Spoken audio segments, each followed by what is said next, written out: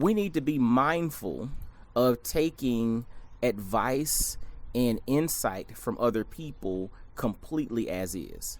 Now, it's good to listen to everybody. Like, I'm one that will always encourage you to research, to listen, to learn from.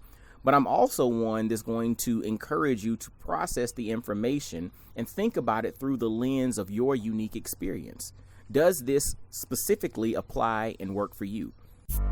What's happening, y'all? This is Mike D with Black Fathers Now, where we're bringing the village to the brothers. Every couple of weeks, you can look forward to a quick inspirational message or a thought-provoking guest with knowledge and wisdom, all geared towards helping you be the best father that you can be. We're bringing the village to you. Now it's your turn to do something with what you learned. All right, y'all. Let's go.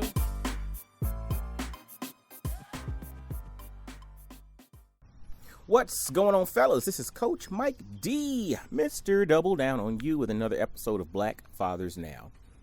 Hope you're having an amazing day. And I wanted to throw something out there to you. What's good for me might not be good for you. And what's good for you might not be good for me. I'm going to say that again. What's good for me might not be good for you. And what's good for you might not be good for me. You know, it's interesting. You hear, like, I think it's the cicadas or something outside making crazy noise all of a sudden. But when we think about just the concept that I'm laying out here today, a lot of people follow generic protocols, right?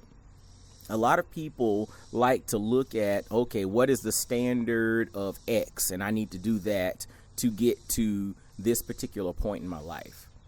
And the reality is there are certain things that will work well for you, but then there are other things that may have worked well for you that will absolutely not work for the next person. And so that's why we have to take information, we have to take knowledge, we have to take averages and protocols and things of that sort. We have to take all of that with a grain of salt, but then we also have to think about it through the lens of how do we personally apply this information. Because what's good for you might not be good for me, but what's good for me might not be good for you. Think about nutrition. Think about nutrition. You know, there are certain individuals who can eat certain foods, right? You know, some people can eat just about anything and they're fine. Whereas you have other people who have significant allergies to certain types of foods. Or you might have someone that doesn't have an allergy to a type of food, but it just doesn't agree with them. You know, this food causes someone to be gassy, whereas the next person eats it 3 times a day, right? We have to think about that. Simply look at even the consumption of water. You know, as you travel around the world, it's always, you know, kind of a rule of thumb that, you know, there are only a certain places around the world that it's recommended that you drink the water, right? So that's why when you travel to a lot of places, man, these cicadas are loud. Jeez.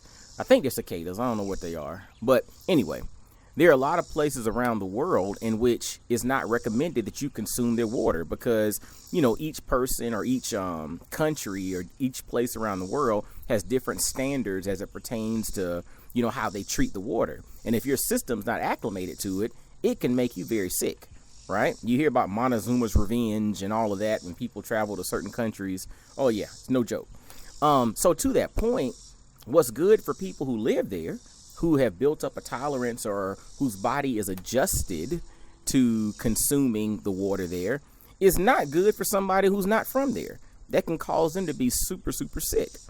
And so I said all of that to say, when you use nutrition as kind of like the muse to talk about it, it makes sense.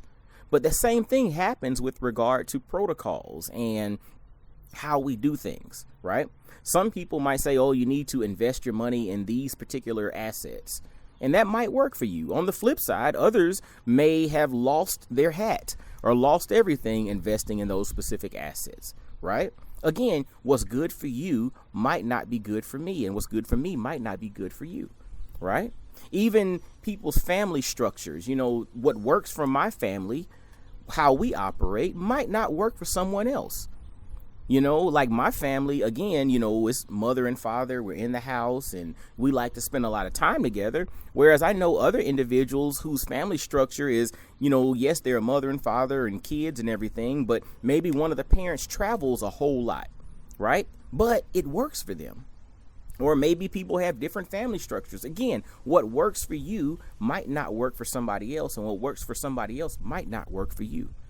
And so, you know, you hear the whole notion of eat the meat and spit out the bones, or I guess if you're vegan, eat the fruit and spit out the seeds. The whole concept behind that is take what's applicable, apply it to your life, but you have to make it work for you. You can't take everything as is because everybody's situation and or circumstances are different. And so I said that to say we need to be mindful of taking advice and insight from other people completely as is. Now, it's good to listen to everybody. Like, I'm one that will always encourage you to research, to listen, to learn from.